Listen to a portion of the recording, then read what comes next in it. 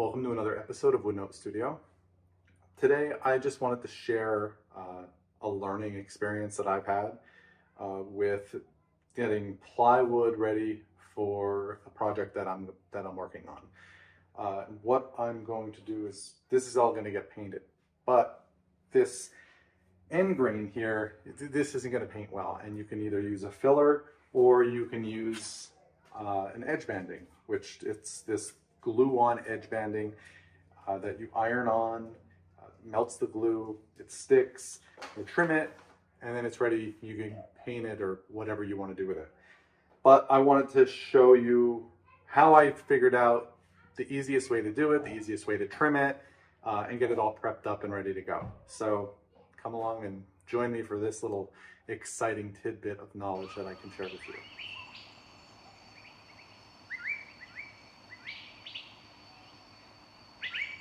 Now, first of all, the first thing that I use as a tool is this heating iron. It's I don't know if you can see it, black Baron iron. This is made specifically for edge banding. Very easy to use, nice flat surface. Put it on edge band. You could actually adjust the heat on here. I kind of have it up to 3, but it also has a roller on the side so that you can press it in. It comes with this little tray, but just be warned, this little metal tray is aluminum, so it heats up just as much as this heats up. So I learned it the hard way.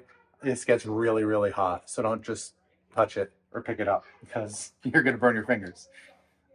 Luckily, I let go a lot sooner than I should have. Okay, so I don't know if I'm going to do a voiceover on this, but I'm going to try not to because this should work out pretty well.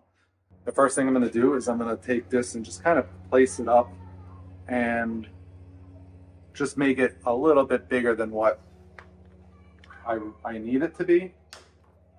And then I'm going to take my skewering knife and just mark it. And then take a couple other slices to cut this off. And there we go. That is all I need.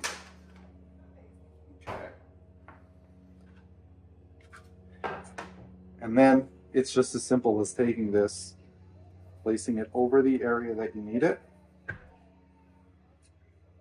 taking your iron, and I start at the back and kind of hold it a little bit. And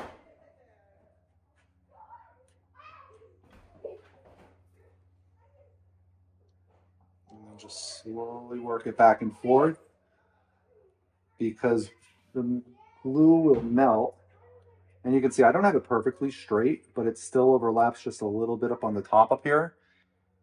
And that's all I need. As long as it's overlapping a little bit. I almost got my finger again. Jeez. You gotta be careful though, don't burn yourself. But as long as it's overlapping just a little bit. All right, and then on the side here, you got your roller. It's a rolling part mark. And you're gonna just push that on because you want the glue to get in those fibers of the edge grain of the plywood.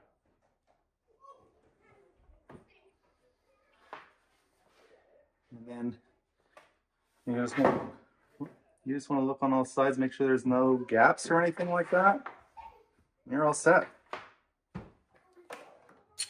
That is on. The next part is just trimming this edge banding off all your excess. So I'm going to take my marking gauge here because it has a nice flat words, right? It has a nice flat back to it. So I can get it right up against here and I can start gently pushing down to cut this part off. Okay. And then a little sanding is going to get that nice and perfect. Let's not hit up anything up on the ceiling. And then again, doing it with the side. Now I only do this for the end part. Along the side, I'm going to have a trimmer that's specifically made for this. Whether or not it works that well, That's debatable. I don't love it, but it's better than others. It's better than most all. Oh, it's better than most alternatives. All right, so this is this simple little blue one that I got from the big box store. It has 2 razor blades in it to go against or to go with the grain so that you don't get tear out. The only problem with, again, buying your edge banding from a big box store is that the grain kind of goes both ways. So it's really hard to not get the tear out. So you just kind of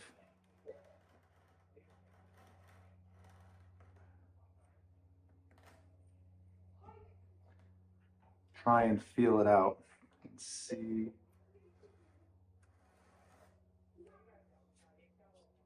how it goes. All right, so that one actually worked out really well. I got that with no tear out. All right, I just want to get this. There we go. Yeah, that's nice. All right, and now we get the other side. See if, I don't know if you can see the grain on this, but it goes this way, right? So this would be good to cut it in this direction, but on here it comes up and wiggles and then comes this way. So you're kind of just, it's like, oh, good luck. One thing I have realized with this, don't push down really hard on these because it's going to dig into your, plywood. You know that this layer is very thin. So you take a nice, decently light pass and you just kind of keep going until you get it nice and flat. But light passes, and that is going to get it really nice.